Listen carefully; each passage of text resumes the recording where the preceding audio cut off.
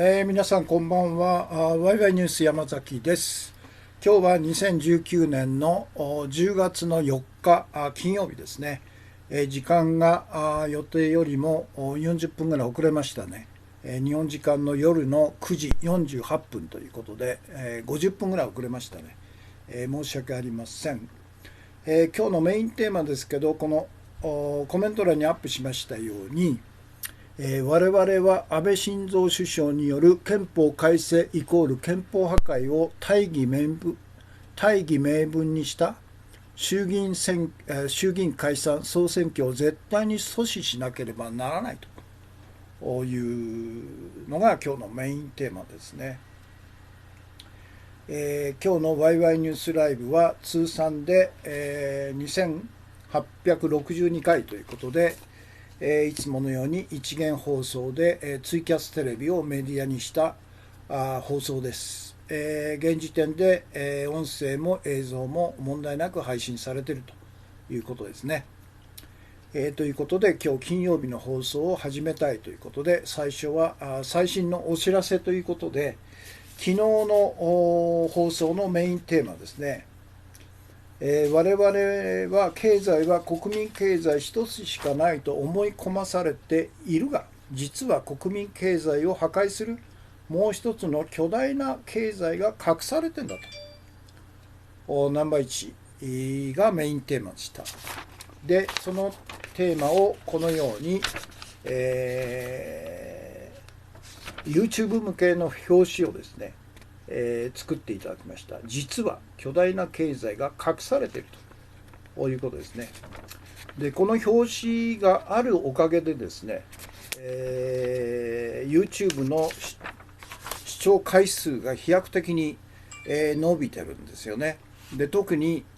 昨日おとといかの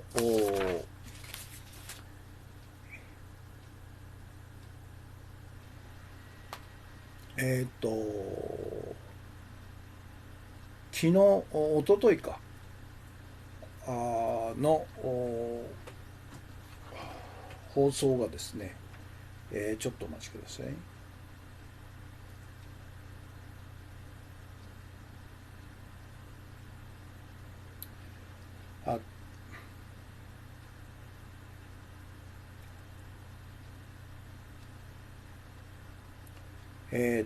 国家権力犯罪はなぜ裁かれないのかと、安倍晋三と自公政権16もあると、このメインテーマの、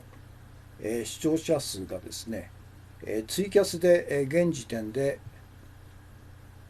4383ということで5000近くなってるんですね。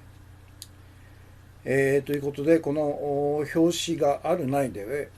はやはり注目度が全然違ってくるということなんですね。それで、昨日の放送のメインテーマ、国民経済の他に巨大な国民経済を破壊する別の経済が隠されてんだということなんですけど、これが現時点でツイキャスが252、それからYouTube が684と884と約1000名ですね、ということです。で、これの同じ構造で、要するに国民経済は実体経済 GDP 国内総生産に相当する経済が我々はそれしかないんだと思い込まされてるんですけど、実はその 1.42 倍の巨大な金融経済っていうのが隠されちゃってるという構図と、それからいつも言ってますように、いわゆる一般会計、100兆円規模の歳出規模の一般会計しか我々は国家会計はないんだというふうに思い込まされてるんですけど、実はその倍の歳出規模200兆円を持ってる特別会計というのが完全に隠されてて、誰も追及しない、誰も批判しない、誰も解明しないという恐ろしい状況になっているということで、唯一解明しようとした幸喜さんがですね、殺されちゃったということになってるんですね。全く同じ構図ですよね。一般国民は一つしかないというふうに思い込まされてというのは、政府官僚、そしてマスコミ、学者、オピニオンリーダー、野党政治家、全部グルなんですよね。石井幸喜さんが追及した特別会計、これもようやく話をする人が出てきたという段階なんですよね。で石井さんが殺されたのが2002年ですから、もう16年17年前の話ですよね。それがようやく今それこそが問題だというふうに言い始めた人が徐々に出てきたと、徐々に知れ渡ってきたという段階ですよね。ということです。そして次に今日の画像ですけど、例の関西電力に対するいわゆる3億2000万円もの巨額な賄賂がM 森山英二という高浜市の元助役から20名の役員に、渡されていたというスキャンダルが暴露されたんですね。これは税務調査で高浜市の原発建築会社吉田開発という会社に金沢の国税局が監査に入ったということで、その内容がですね、おそらく内部告発者がいてマスコミに流されたんですね。それからこの長年にわたって隠されてたこの賄賂の実情が暴露されたということなんですね。その中心人物がこの人なんですね。で彼はですね、部落解放同盟の元同盟員だったということで、なぜ彼がこれほどの強権を震えたかと。高浜市の要するに助役を10年しかやってないんですけど、町長ではなくて彼が中心人物で全てを采配してたということのなぜかと、なぜそこまでの実力を持ってたかということの真実は、彼が部落解放同盟の同盟員として、そして高浜市のいわゆる、同和地区に部落解放同盟というのを作ったんですね。それの代表として、強権を振るったということで、自分たちに反対する、あるいは高浜市の町政治に反対する人たちに対して、いわゆる集団闘争っていうのをやるんですよね、部落解放同盟は。要するに差別者じゃないかと、差別用語を乱発してるんじゃないかということを徹底的に集団で、糾弾するということを彼はやってたんですね。ですから彼が助役を辞めても影の天皇として采配を震えてたと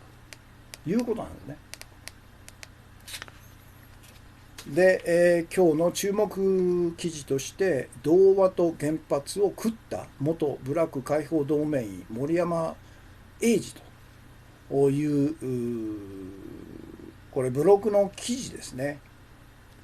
三品淳という人のフリーライターの人の記事を全文アップしたんですね。その記事の中に出てくる写真が彼なんですね。今年の1月に国税局の査察が入ったと。そして彼は90歳で3月に亡くなってるんですよね。そしてこの三品淳さんのブログ論記事の中でですね、日本共産党の機関紙前衛が1982年8月の記事としてルポ原発のある風景というのを取材してるんですね。で、それがこの写真なんですけど、でここの部分にですね、こういうふうに書かれてるんですね。高浜町では関電と直結した浜田林蔵町長と森山英二助役が町行政の隅々まで君臨し、私利私欲を貪っていたと。少しでも町政を批判する者はたちまち脅迫と報復で報いたと。町政の実質的なボスは森山助役であったと。彼はかつて京都で味を占めた経験を生かし、自分の住んでいる町内の同和区西三松部落に自ら組織した部落解放同盟を指揮して、誰彼容赦なく糾弾を繰り返してきたと。で、町議会までが町長助役の脅迫に屈し、その親衛隊に成り下がっていたと。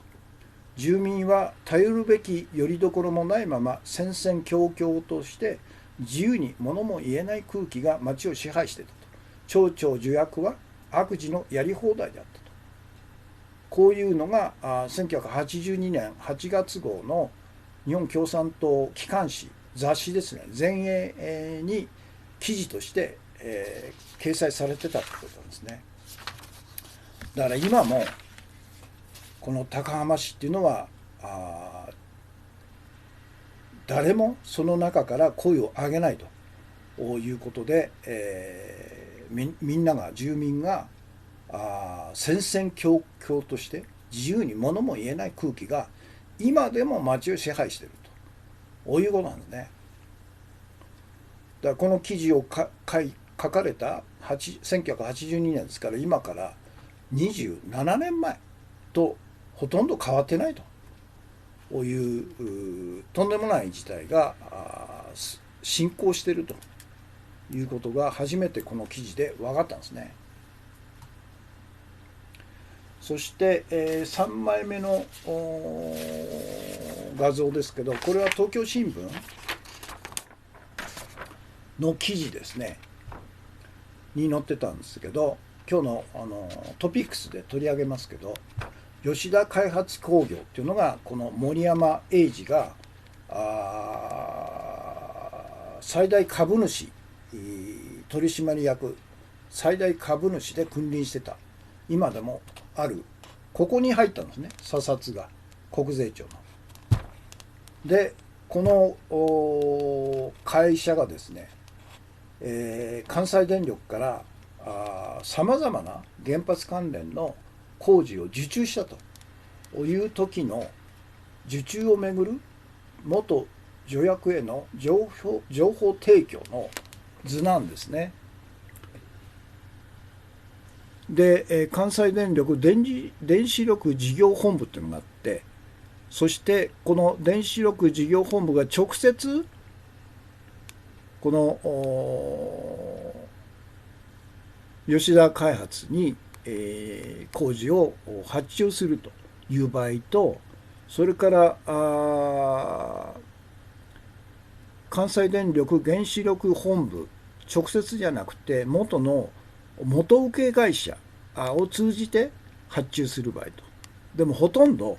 この関西電力電子力事業部が直接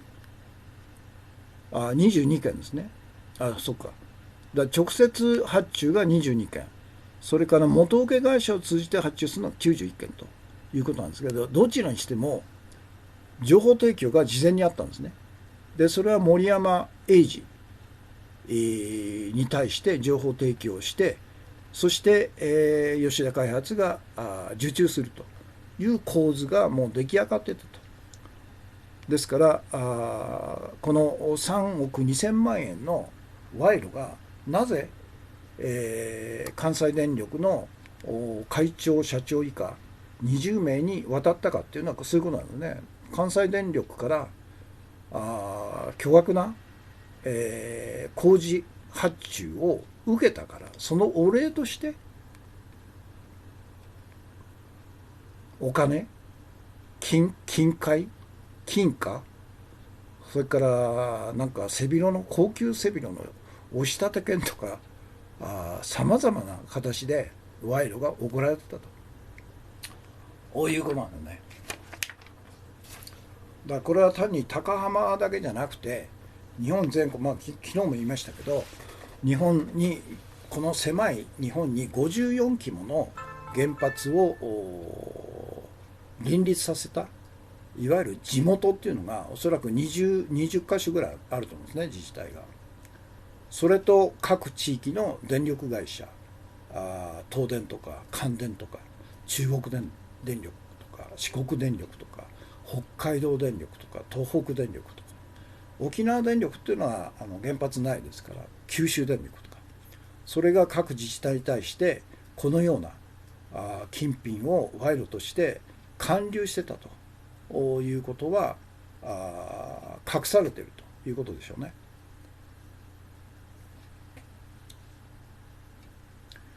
ということです。K さん、コンティニューコインですね。から砂月金さん、いつものように初めて、ご覧の方へということで、山崎氏のキャスは一言一行コメントが集団嵐行為があってから禁止と。このキャスの目的は情報の共有拡散にご賛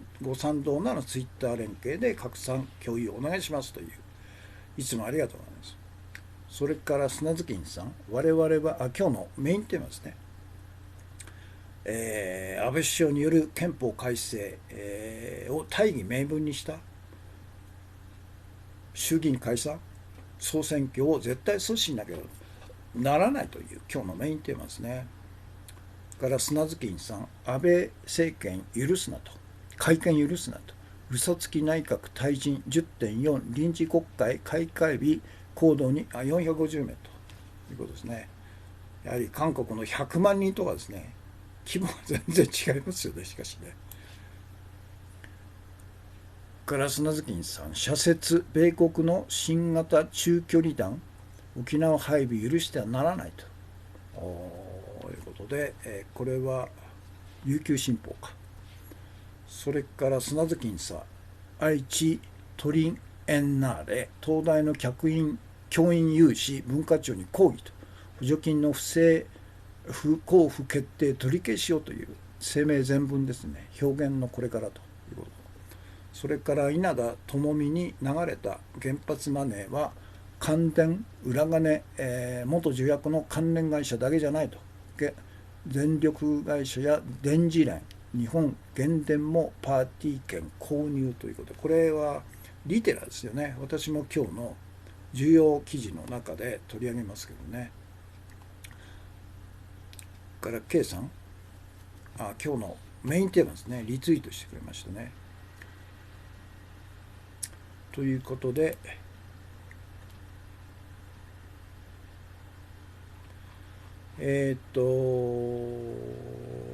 今まで読んだところをアップしますね。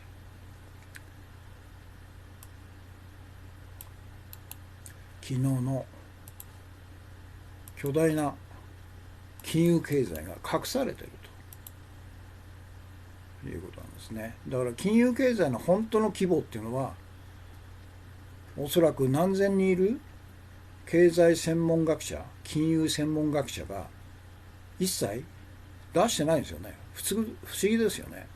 実体経済である GDP っていうのは、550兆と言われてますけど、出てくるんですけど、金融経済だけの規模っていうのはどこも出てこないんですよね。で一つだけ見つけたのが230兆じゃないかというところなんですけど、それ以外全然出てこないです。で私の仮説としては775兆だと、実体経済の 1.42 倍だというふうに、ですからそれもですね、正しいかどうかっていう検証ができないんですよね、他が出してないから。経済専門金融専門家がなんで金融経済の実際の規模がどのぐらいかっていうことに一切言及してないっていうのは驚くべきことですよね。だからよっぽどタブーとして、知ってもらっては困るんじゃないですか、国民に。ということですね。そして今日の画像ですね。童話と原発を食った元ブラック解放同盟員森山英二。だから恫喝、いわゆる利権というか買収と恫喝、これなんですよね、彼らの力の源泉は。買収と恫喝だから、安倍がそうなんですよ、買収と恫喝の時代です。国家権力を使って買収すると、国家権力を使って恫喝すると、だから立ち悪いんですよね。それから日本共産党機関紙前衛の1982年8月の記事ですねの一部ですね。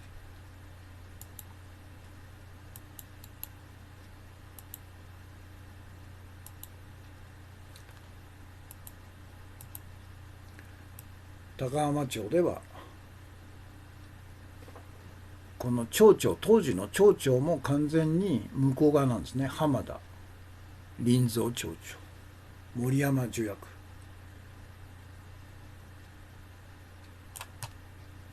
が町を支配してたと。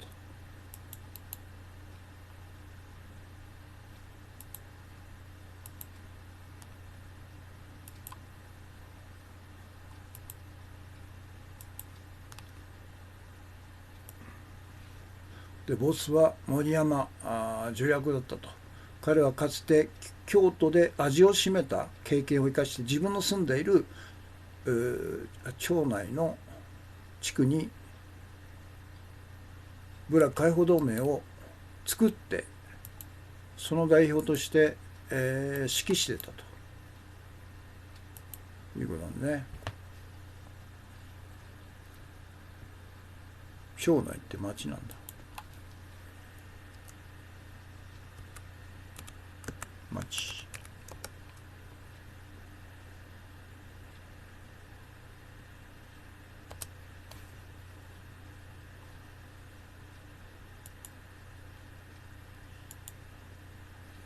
町内を指揮して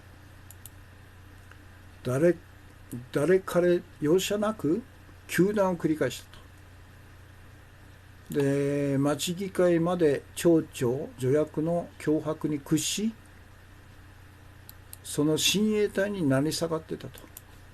すごいですね。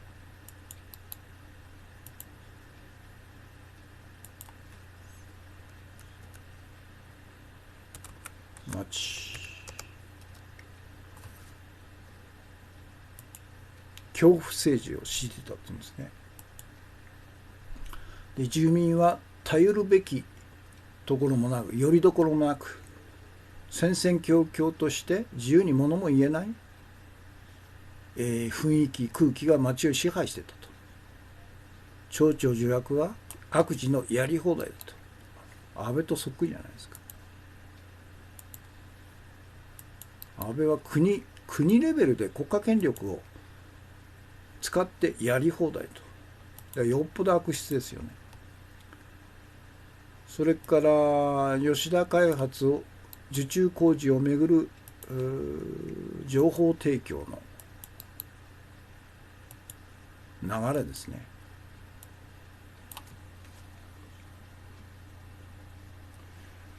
ということです。で、次に今日の一言ですね。私の一言で、これは、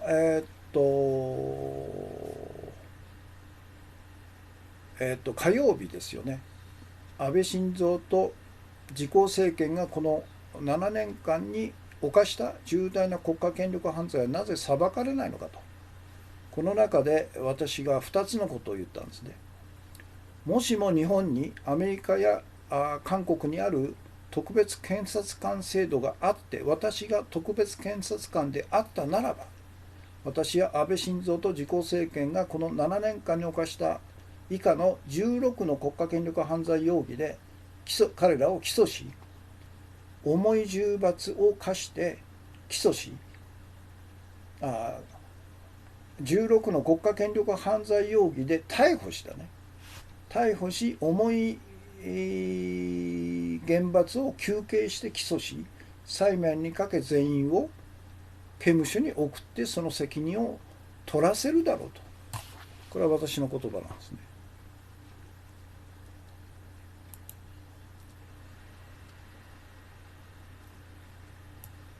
これ全部入るかな？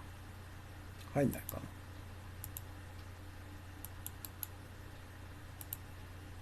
な？入んないよ。起訴しじゃなくて逮捕しだね。まず逮捕すると。そして起訴すると。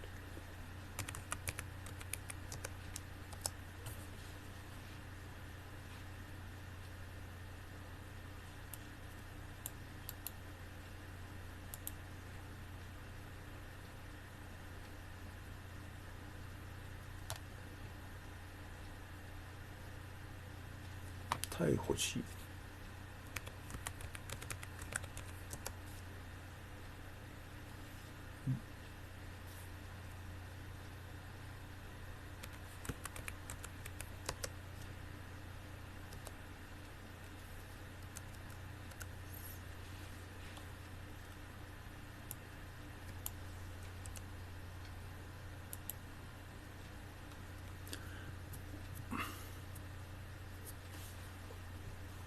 逮捕し、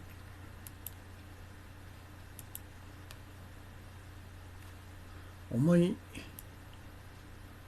懲罰を求刑して起訴し、裁判にかけ全員を刑務所に送ってその責任を取らせると。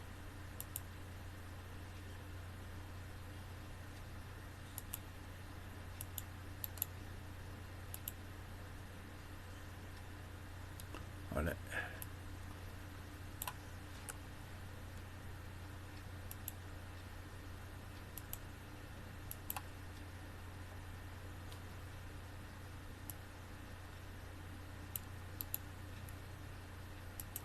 もしも日本に特別検察官制度があって私が特別検察官に任命されたならこうするだろうと。そしてもしも日本に、他の国にある憲法裁判所があり私がそこの裁判官であったならば私は16のすべての起訴容疑に有罪判決を出すと。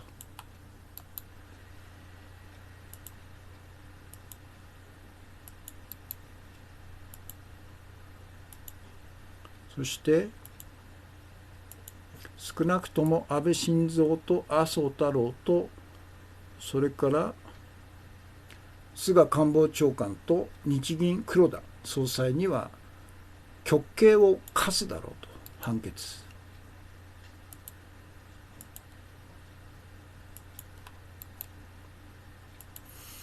ということですね。サイダリアさんですね。お茶3杯ですね。ありがとうございます。というのが今日の一言ですね。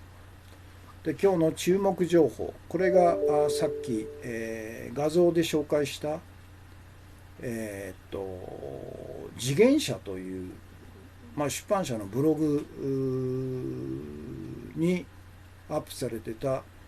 三品淳というフリーライターの今日付ですよね。これ10月4日付の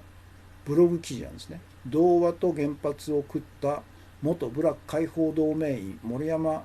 英二の履歴書という記事を今日取り上げました。注目記事の中で。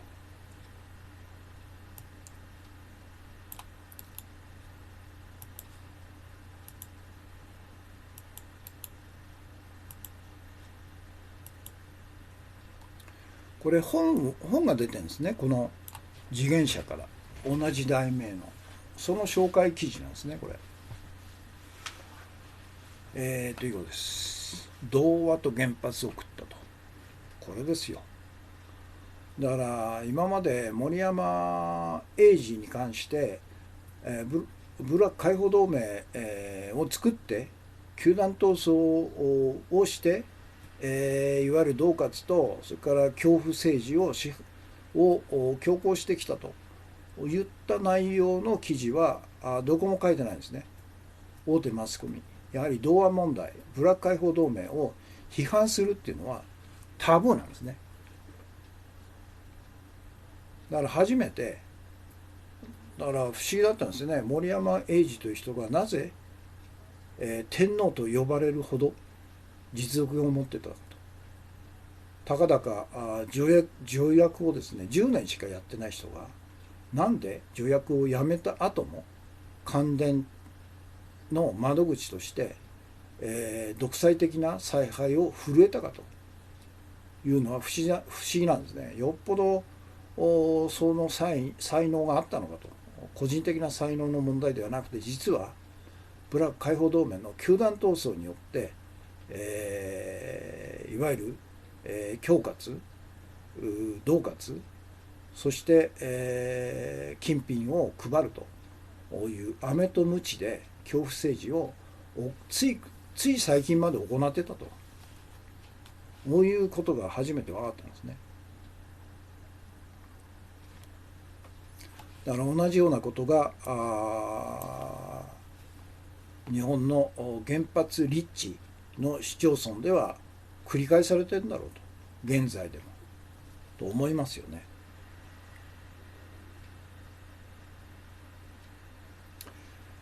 ということです。そして今日の推奨本の朗読ですね。ジム・ロジャーズさんの日本への警告。今日は第29回目の朗読ということで、第3章、アメリカ、中国、朝鮮半島、これが変化の本質だということで、今日読むところは、専売し語感性が意味するものと。これは中国の、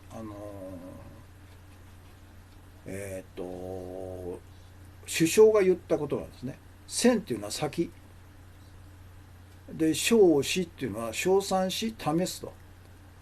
だから推薦し、称賛し、まずは試させると。そして問題があれば後から管理し制裁を加える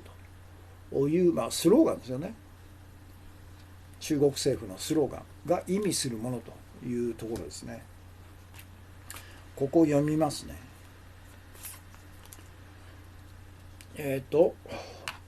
宣称し語感性が意味するものというところですね。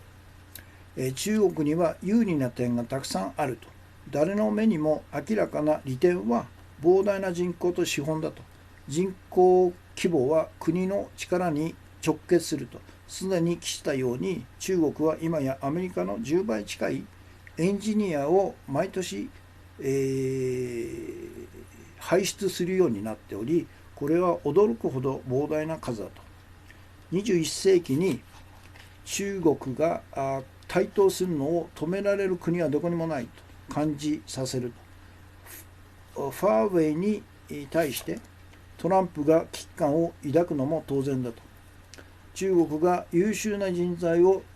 輩出し続けているのは教育制度によるものと考えていると。私はシンガポールで娘に教育を受けさせているが、アジア式の教育はアメリカのそれよりもはるかに中身が濃くレベルも高いと。エンジニアが活躍しているのは技術に重きが置かれてきた中国の歴史に負うところも多いと。江沢民、胡錦涛、国家主席、温家宝といった歴代の指導者の多くが元技術者だったし、鄧小平も技術に重きを置いたことで中国をここまで成長させることができたと。かつては中国は規制が厳しくビジネスに向かないと言われていた時代もあったと。今でも全てが国有化されていた中国のイメージを引きずっている人は少なくないのであろうと。しかし現在は IT 問題を中心とした非同盟の企業が非国営の企業が中国経済を牽引しているのは、間違いのない事実だと。私の目から見ると今の中国政府は中国人を上から管理するのではなく、国民が備える商魂や勤勉さを発揮させようと考えていると。このことは李克強首相が唱えた方針である先少子互換性からも明らかだと。まず試しにやってみよう、問題があれば後で政府が規制に乗り出すという意味のこの言葉は今の中国共産党の姿勢を示していると。勤勉な人間が成功しないはずがないというのが私の考えだと。この意味においても中国の先行きは明るいと。中国を車で走っていた時、農地で働いている人々の姿をいつも目にした。彼らは日の出から日没まで、働き通した。半分近くは女性で、座り込んで、油を売っている人など一度も見かけないと。日が暮れてもライトに照らされながら道路工事をしている人の姿が目に入ったと。時にお年寄りが静かに、座って、カゴの鳥を相手にお茶を飲んでいるのを目にすることもあっても、ブラブラしている若者などは決して見かけなかったと。ここで私の中国の友人のことを紹介したいと。彼と最初に会ったのは1988年のことで、彼は小さな屋台で農民たちにパンを売り歩いていたと。次に1990年に会った時は、彼の屋台はレストランになり、小さなホテルも経営するまでになっていたと。その後彼と再会するまで約10年を経たが、複数の大きなホテルとレストランを経営し、絨毯を作る工場を持つ資本家になっていた。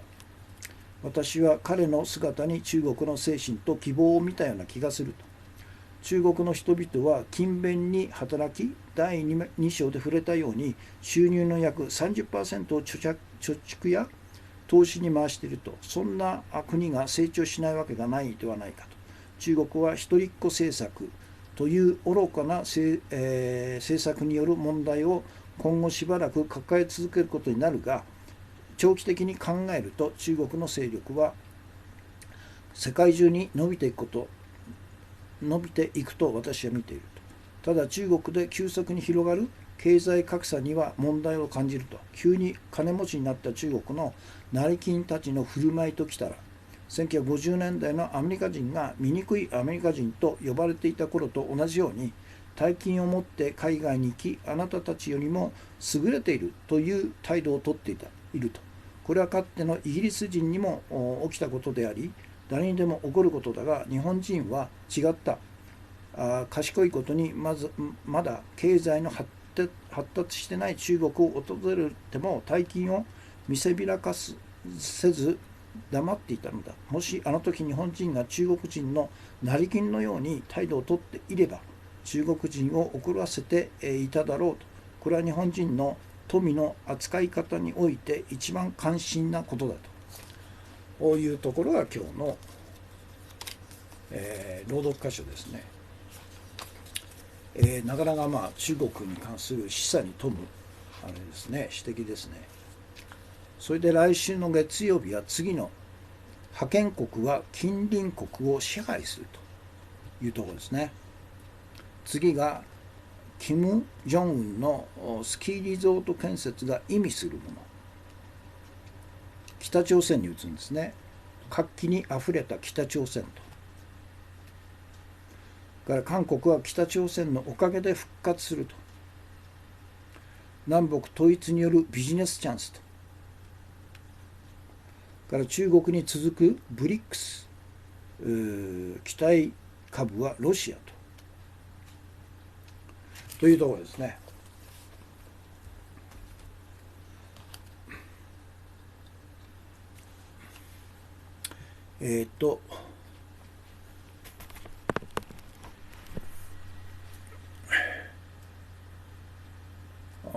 音声が聞こえない？音が聞こえない？金光さん、ツイッター連携で拡散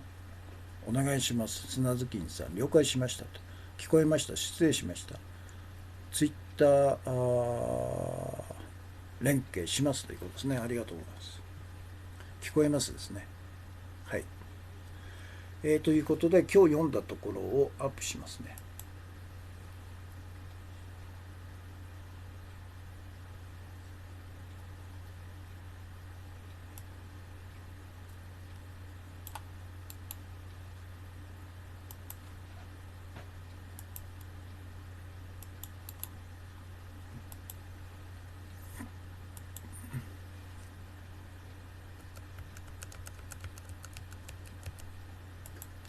ここですね。K さん大丈夫です。聞こえてますということですね。ということで今日のメインテーマですね。我々は安倍晋三首相による憲法改正イコール憲法破壊を大義名分にした衆議院解散総選挙を絶対に阻止しなければならないというテーマですね。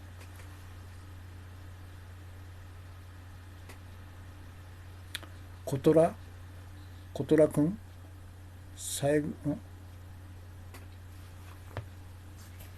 鹿児島県知事か。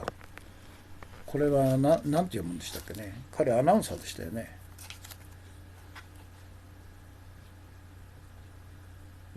再選目指す意向と国会議員に相談ということなんですけど、もう4年なんですかね。なんか大した実績ないんじゃないですかね。彼最初はみんな期待したんだけど。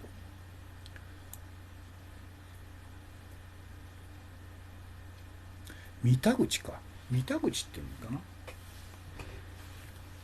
ということは今日のメインテーマですね。でいよいよ安倍晋三自公政権と日本会議、神社本庁、靖国神社ら極右ファシスト天皇制原理主義者らによる憲法改正イコール憲法破壊に向けた最後の攻撃が開始されたと。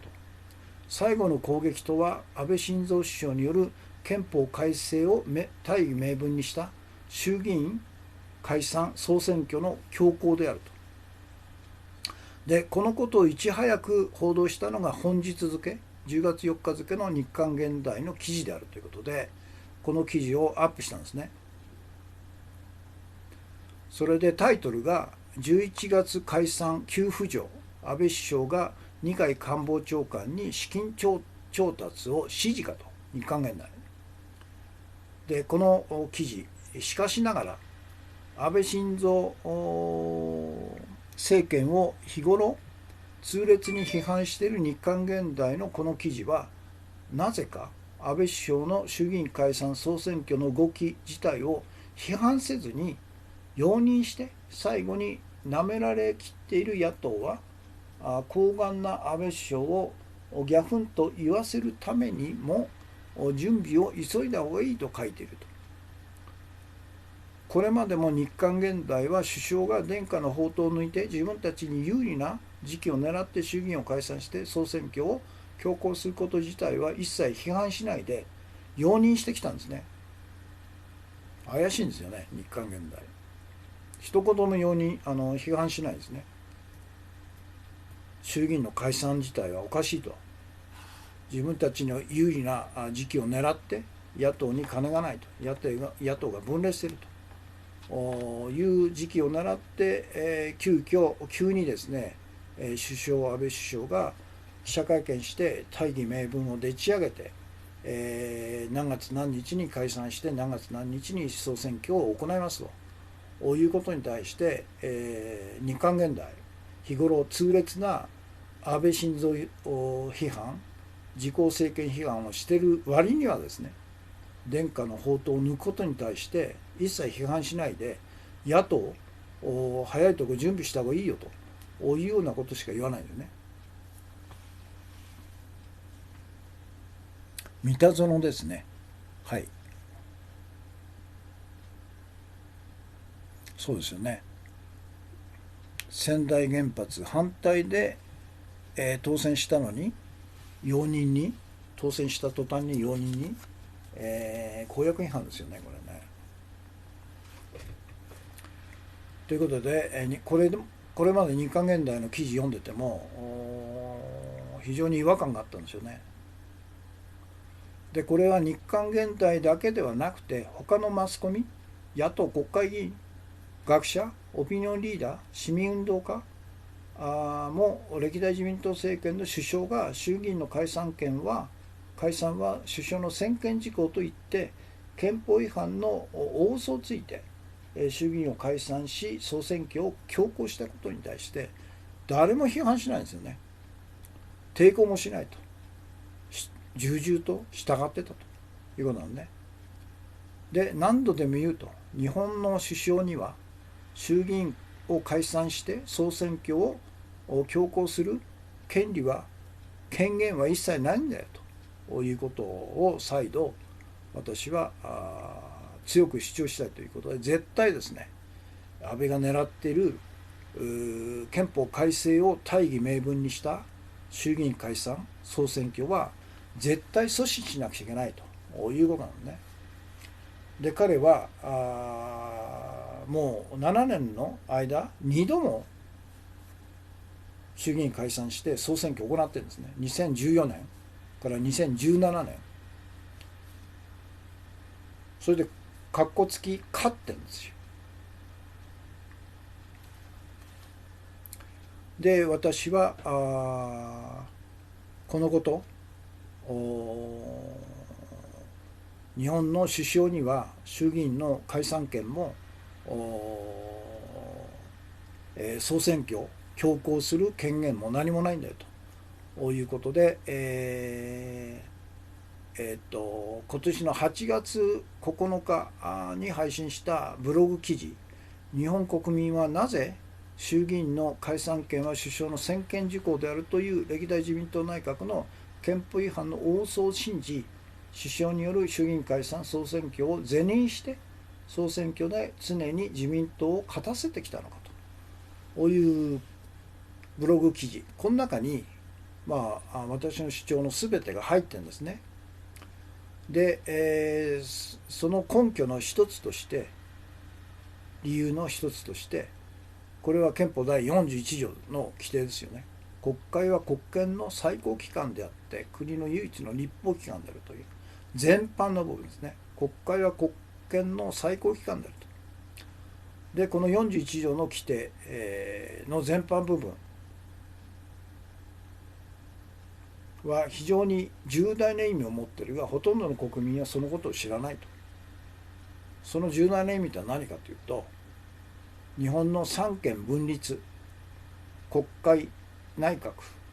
最高裁の中で、国会が他の2つの国権、内閣と最高裁よりも上位に位置すると。国権の最高機関と言ってるんですから、そうなんですね。国会が最高なんだと。だから国会が最高の位置になっている。その下に内閣があって、その下に最高裁があるという縦系列になってるんですよね。だから三権分立なんていうのは嘘なんですよね。三権分立っていうのは、いわゆる3つの権力、国権が並列していると。で、お互いに暴走しないように牽制し合っているというのが三権分立なんですけど、我々は教科書とか、あるいは何ですか、政治公民の授業の中で、日本は憲法上三権分立が保障されている民主的な国であるというふうな大嘘をずっと教えられてきたんですね。日本国憲法の中に三権分立の原則なんてどこにも書いてないんですよ。書いてあるのは国会が最高であると。そして次に内閣があって、でその下にいわゆる内閣総理大臣が天皇の名において、憲法第6条の第2項で天皇の名において、最高裁長官を指名すると、任命できるというふうに書いてあるんで、結局縦系列の中で国会、内閣、最高裁という順序なんですね。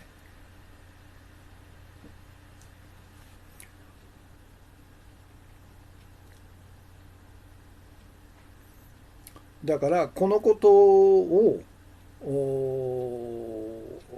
衆議院の解散権は首相の専権事項であるというふうに、事あるごとに歴代自民党政権の内閣総理大臣は言って野党を牽制するわけですよね。そしてマスコミもそれを垂れ流すことによって、しょうがないんだと、自然現象だから総選挙に向けて、準備を急がなくちゃいけないという世論操作をするわけですよね。だから戦後70年以上にわたって、米国の傀儡政党自民党がなぜ日本の政治をほぼ2度の例外を除いて独占支配できたのかというのは、彼らの政治が国民のために良かったというんじゃなく、全然ないんですね。逆なんですよね。この衆議院の解散権を自分たちが持ってんだという大嘘をついて、そして自分たちに有利な時期を狙って衆議院を解散して総選挙をして、そして、ありとあらゆる国家権力を使うと、警察使うと、検察使うと、マスコミを使うと、あるいは税務署を使うということで野党候補者を、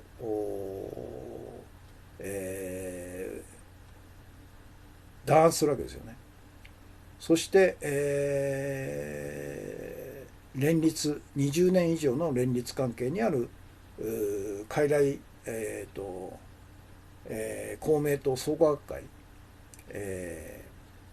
の組織選挙、あるいは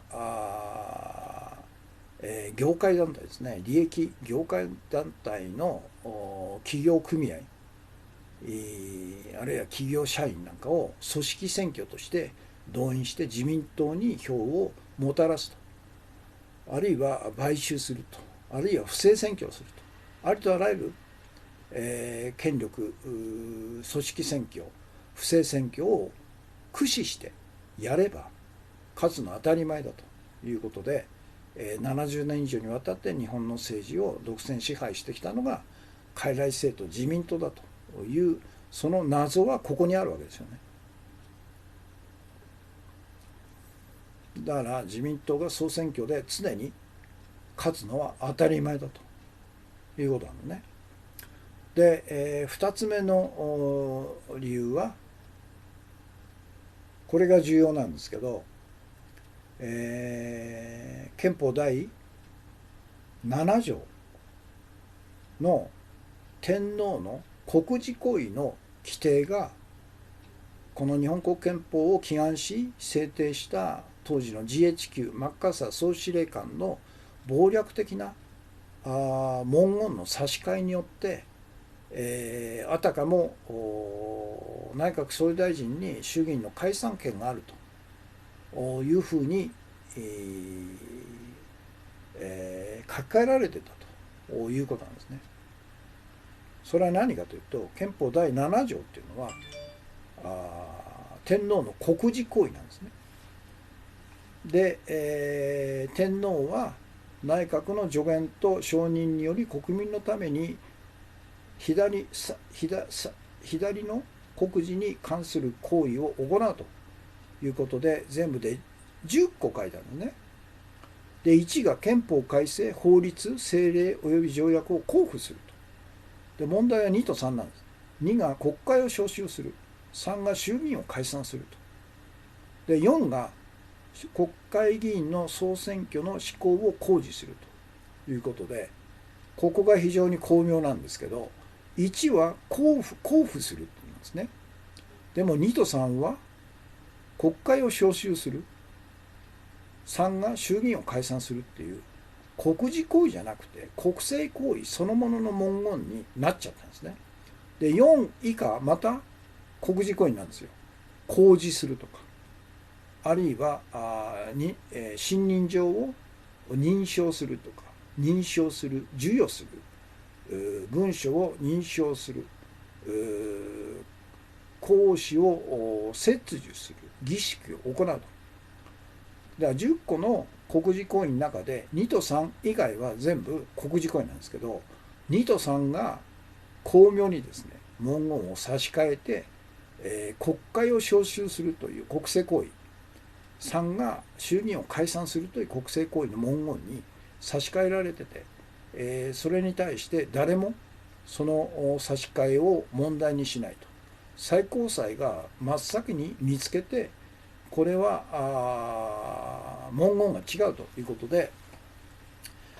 最高裁が違憲だというふうにして、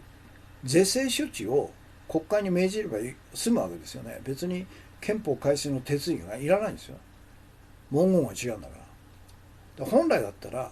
第2項、国会の召集を公示すると。3、衆議院の解散を公布すると。あるいは公示するというのが天皇の国事行為の文言なんですね。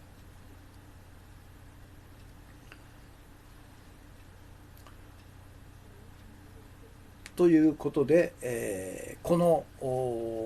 2つの理由によって、日本の内閣総理大臣には衆議院の解散権も総選挙を強行する権限も何もないんだよということなんですね。で、他の事例として例えば日本には1690の議会があるということなんね。国会は2つあるんだね、衆議院と参議院。あるいは都道府県に議会があると、市町村にも議会があるということで全部で1690なんですけど、唯一衆議院だけが首相が解散すると。他の1689の議会は全て任期が切れて4年の任期が来ると選挙になるということなんですね。と一体それは一体何なんだということですよね。なんで衆議院だけが首相が勝手に解散できんのと。他の1689の議会は全て任期4年が経つと自動的に選挙になるということなのに、おかしいんじゃないのという、確かにおかしいんですね。それと世界的に見ても首相に議会の解散権が与えられている国はかつては2つあったんですね。日本と、別に日本は与えられてないんですけど、与えられてるというふうに偽って強行してきたということなんです。だから法的根拠は一切ないんだけど、歴代自民党政権がそのように言って、最高裁もあるいは憲法学者も野党議員もマスコミも一切異議を申し立てないから、そのままずっと続いてきているという驚くべきことなんですけど、イギリスがそうだったんですね、かつては。で確かに首相に、解散権があったんですよ。法的根拠があったんですよ。でそれを2012年にキャメロン、当時の保守党の首相がですね、ちょうど自民党と連立を組んだという時期で、キャメロンが心配したのは、もしも自民党出身の首相が議会の解散権を乱用した場合大変なことになるというふうにして、彼は議会期限、議会の期限、固定法っていうのを作ってそれを可決させたんですね。それによってイギリスの下院の任期は5年と、5年ごとに総選挙を行うというふうになったんですよ。だから今のブレグジットの合意なき、EU 離脱を独裁的にですね強行しようとしているジョンソンは、もしもこの議会、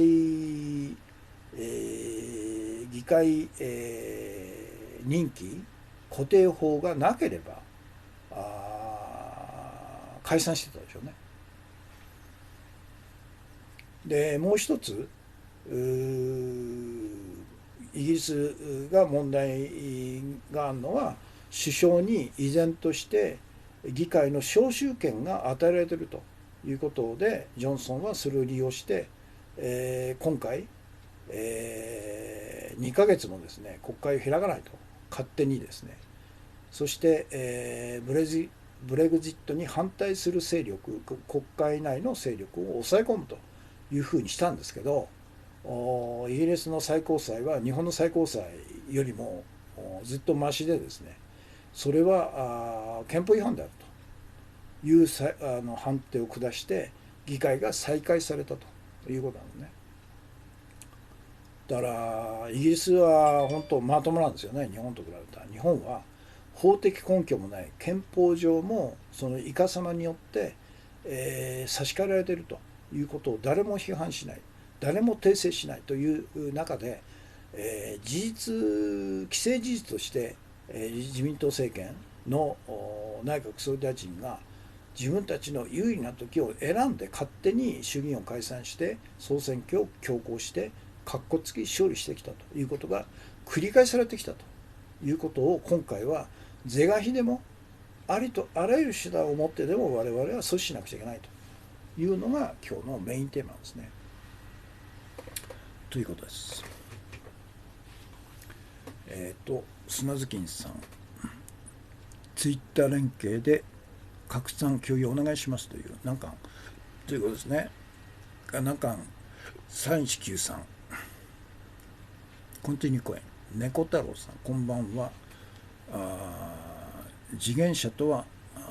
三島淳を含む差別主義者2人の作った出版社で、解放同盟がきちんと告発しています。ここを読んでくださいと。そうなんだ。だから解放同盟となんか緊張関係を持ってる出版社みたいですね。猫太郎さんという人でも、今日取り上げた記事っていうのは正しいんでしょうね。要するに球団闘争によって恐怖政治を高浜市で、町長とそれから彼がですね、助役が恐怖政治を行ってきたから関電との癒着が始まって、巨大な利権を独占してきたという事実は確かでしょうね。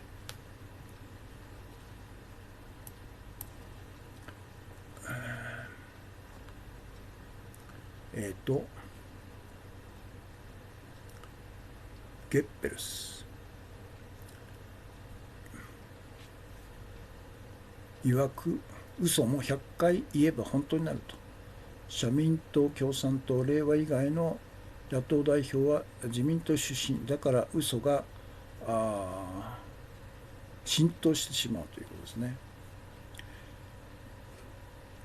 一部には山本太郎氏を東京都知事に担ぎ出す動きがあるようですが、太郎氏がいない国政はそうですね、気の抜けたサイダー、せっかくの広がりも無駄になると私は反対です。そうですね、もったいないですよね。今やはり政権を山本太郎を首相にして政権を変えるというのが最大の目標にすべきでしょうね。首相になるには地方自治体のトップをですね経験した方がよっぽどいいんですけど、そんな余裕はないということですよね。小虎君、これはさっき読みましたね。三田園ですね。はい。K さん、しかも自民党改憲草案には緊急事態条項とともに首相の解散権は先行事項であるとなんと明記していると。つまり解散権はないということを知っていると。自民党知ってますよ。だからあえて7条解散だってことを言わないんですよね。専権事項だと。もう決まってんだということしか言わないんですよね。本来だったら憲法に明記してるから立派に首相には解散権があるんですよって言えばいいんだけど、彼らは言わないんですね。なぜかというと、それが大っぴらになるとこの文言がおかしいんじゃないのと。憲法自体の文言が国政、天皇の国事行為の名のもとにおいて国政行為の文言に差し替えられてんじゃないかっていうことがバレバレになっちゃうということで突っ込まないんですよね。専権事項であるというふうに逃げてるわけですよね。で野党もそのことを一切深入りしないと、追及しないという中で70年以上にわたって、自民党政権が独占してきたということがもう今回で終わりにしようとですよね。というのが今日のメインテーマです。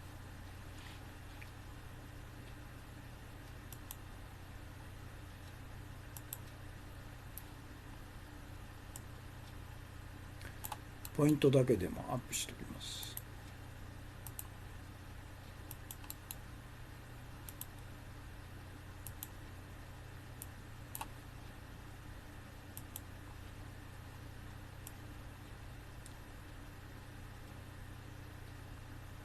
でいよいよ安倍晋三自公政権と日本会議神社本庁靖国神社ら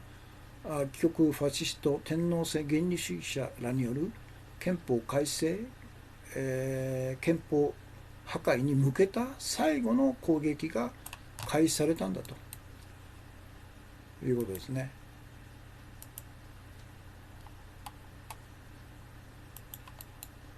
安倍は早ければ11月にも大詳細が11月14、15で終わるんで、その後にも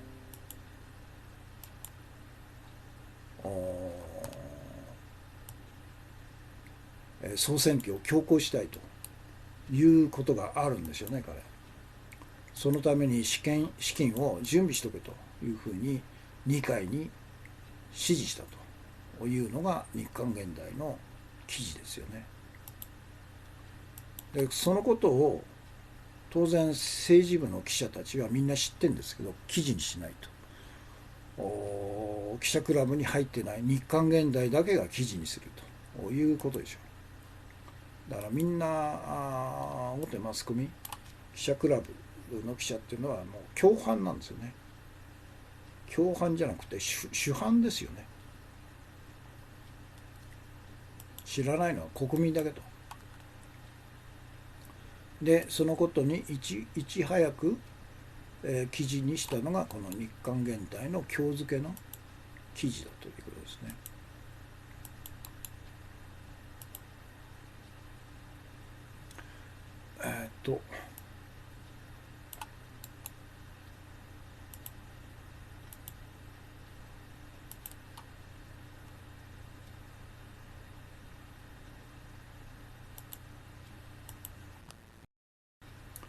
で URL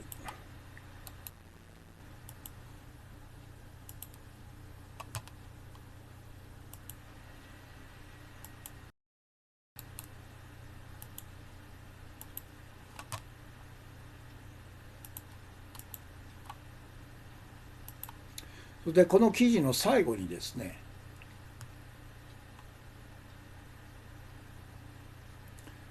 なめられきった野党は高顔な安倍首相をギャフンと言わせるためにも準備を急いだ方がいいというふうにして、殿下の宝刀を抜く予定だからそれに早いとこ対応する準備をした方がいいということで、一切この殿下の法刀自体が問題なんだと、憲法違反であり大嘘であるということを一切批判しないんですよね。毎回そうですよ、日韓現代は。だから結局は自民党の保管物じゃないかというふうに私は見てますけどね。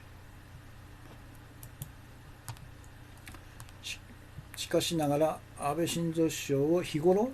痛烈に批判している日韓現代のこの記事は、なぜか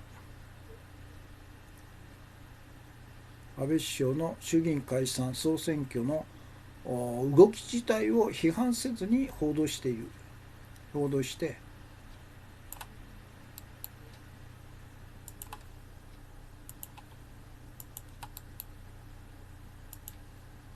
怪しいんだよね。全然批判しないんだもん。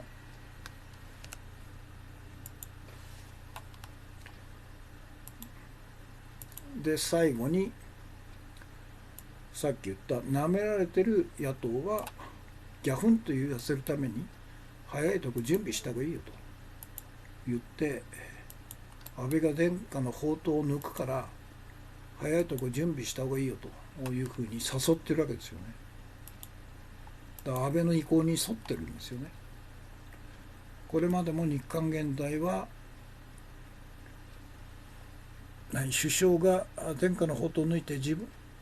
分たちに有利な時期を狙って衆議院を解散し総選挙を強行することを一切批判せずに容認してきたと。怪しいんですよ。日頃の紙面の批判とは打って変わってこれに関しては一切批判しないんですね。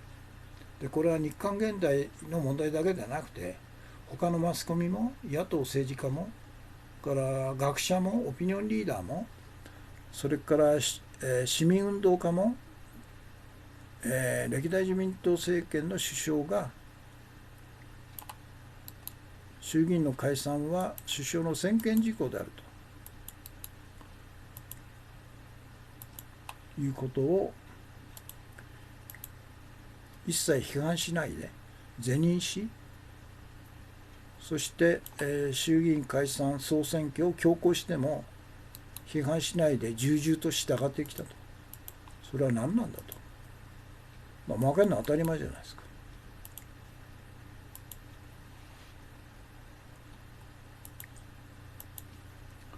で、何度でも言うと、日本の首相は衆議院を解散して総選挙を行う権限は権限だね。権限は何もないんだと。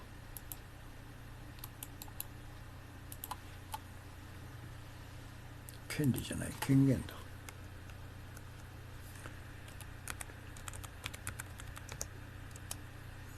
ないということで、私の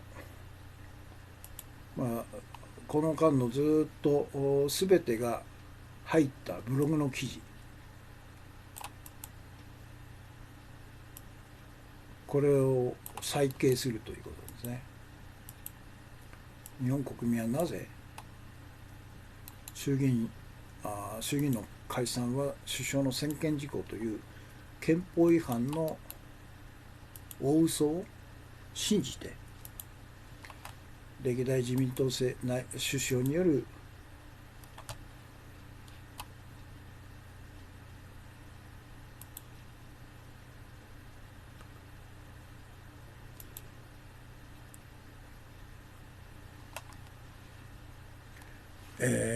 信じ、首相による衆議院解散総選挙を是認して総選挙で常に自民党を勝たせてきたのかと。世界の七不思議ですよね。でこれは今年の8月9日のブログ記事、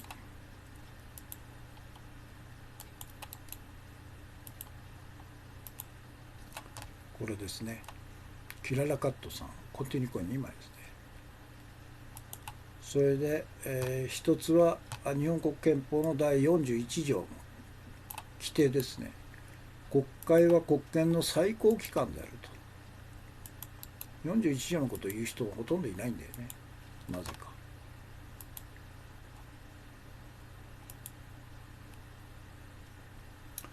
すなわち三権国会内閣最高裁の位置関係は国会が最高位に位置し、その下に内閣と最高裁が位置するという上下関係なんだと。三権分立ではないんだということですね。どこにも書いてないですよ、日本国憲法に三権分立なんていうと。書けないですよね、分立してないんだから。だからこの位置関係を見れば、国会の下に位置する内閣の長である内閣総理大臣が上位に位置し、国権の最高官である国会を自分たちの都合で解散できるはずないと。まず憲法違反なんですね、首相が勝手に国会を解散するっていうのは。それが最大の理由と。から2つ目の理由、これは日本国憲法の第7条、天皇の国事行為の中の1、2、3を比べれば分かるんですね、これ。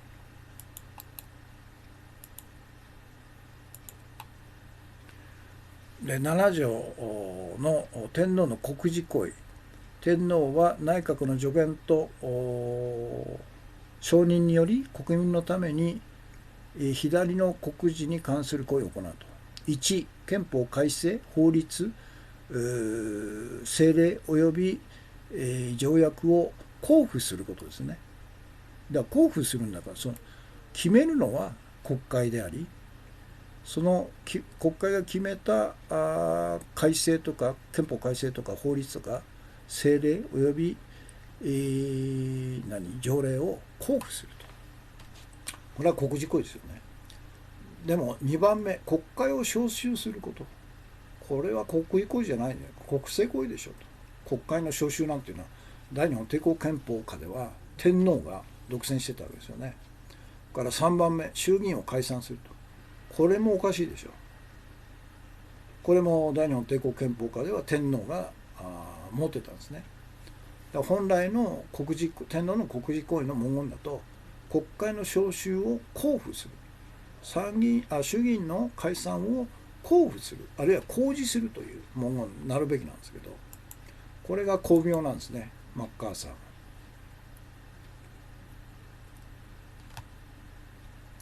だから本来の文言であればこういう文言になるべきなんだけど、巧妙にすり替えられている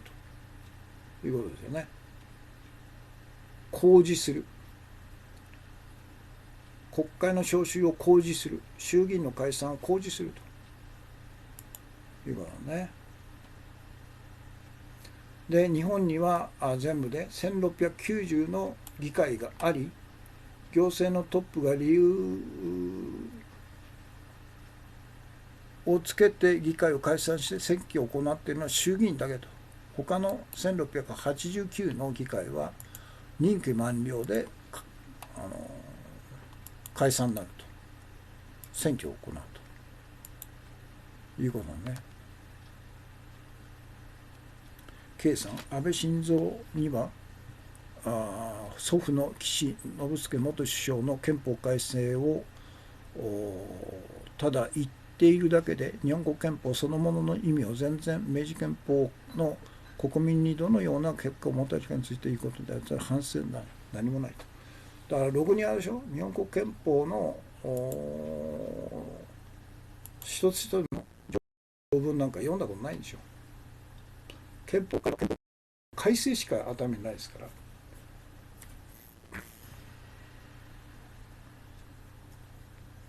で日本の最高裁は憲法の番人ではなく、米国支配階級と傀儡政党自民党の番犬であるということで、本来だったら最高裁長官がですね、この憲法第7条の第3項の文言は違うと。天皇の国事行為の文言に、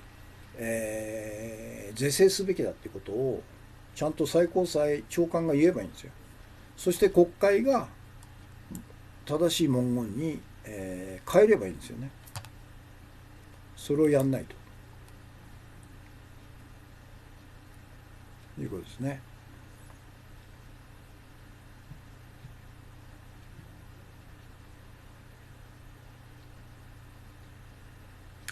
ですから衆議院の会期っていうのは4年ですから、次の衆議院選挙っていうのは2021年10月なんですよね。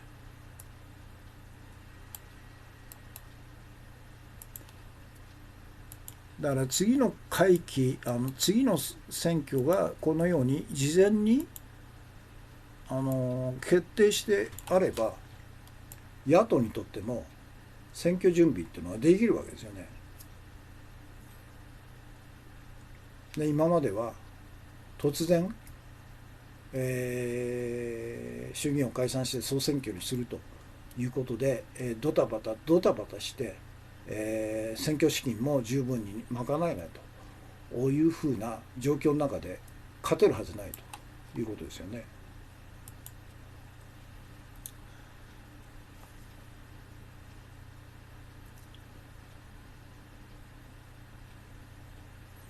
というのが今日のメインテーマでした。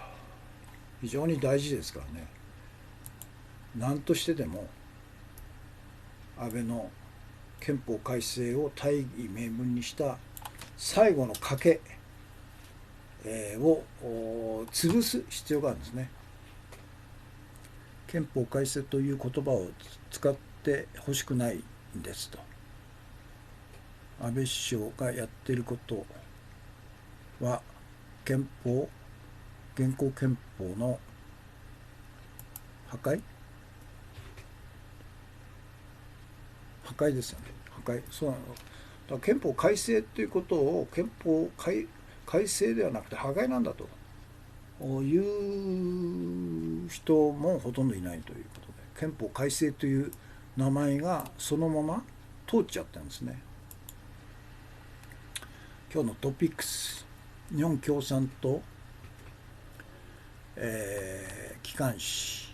前衛の記事ですね。これはさっきアップしましたよね。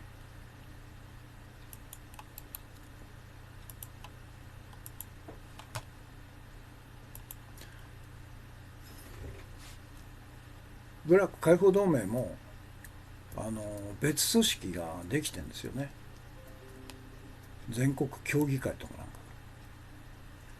それからトランプ氏の望む調査を行えば訪米実現、ウクライナ大統領への圧力メールが公開される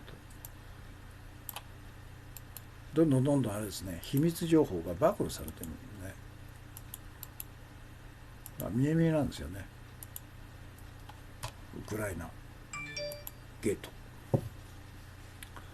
それから関連3.2億円資金の流れ、国名幹部が怯えてる極秘森山メモと日刊現代。じゃあ森山メモっていうのも出てくるんじゃないですか、そのうち。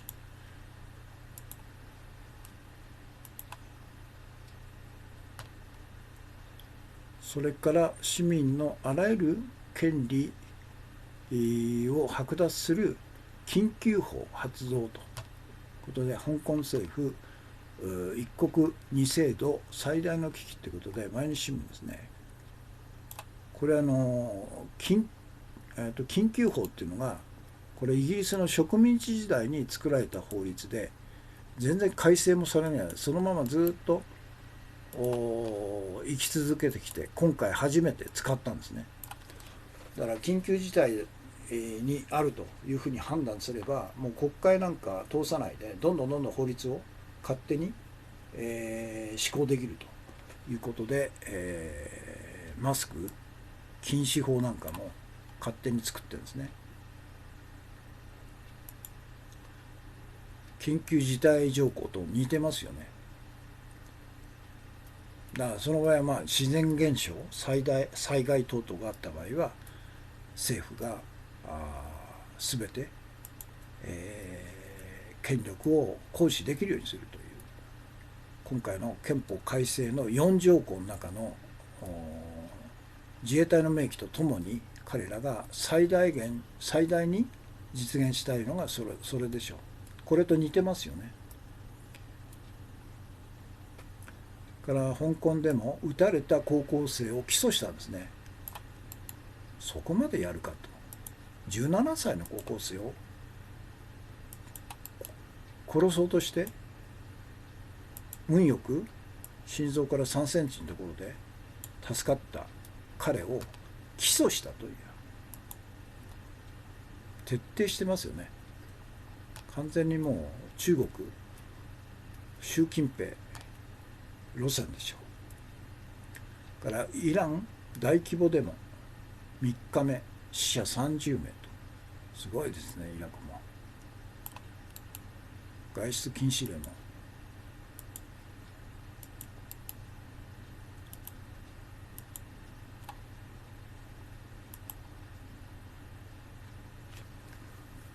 これはあれですよね。イラク、首相はスンニ派、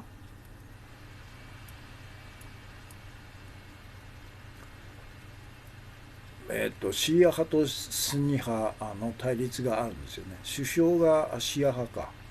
そして、少数派としてのスンニ派が弾圧されているということに対する反対運動でしょうね。背景にあるのは常にそのシーア派とスンニ派との対立があるんですよね。あとクルドから東京新聞関連発注7割が情報提供したと。83件を元助役にと、原子力事業本部ということで、今日お見せした画像の元記事がこれですね。もう直接あれですよ。関電の原子力事業本部が森山元助役に発注してるようなもんですよ。7割を。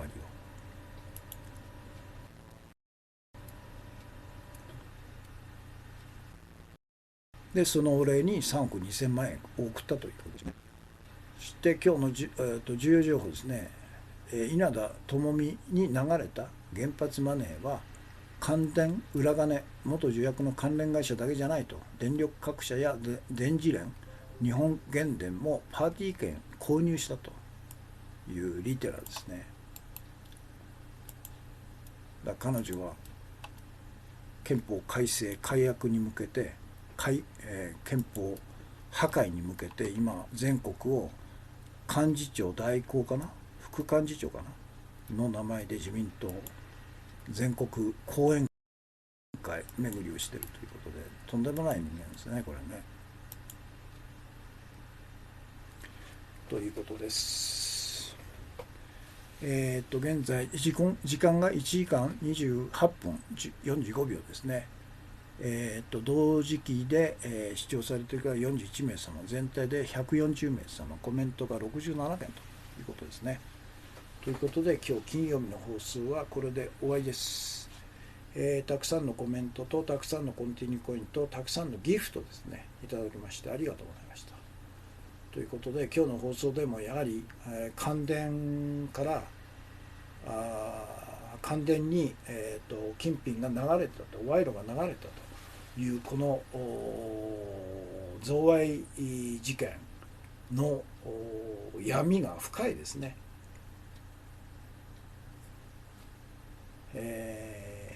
ということで、今日の放送これで終わりです。お疲れ様でした。砂月さん。ということで明日土曜日日曜日お休みなんで、また来週月曜日ですね、9時から9時半の間に、放送開始したいということでいつも言ってますけど、またよろしければ合流してくださいということで、お疲れ様でした。終わります。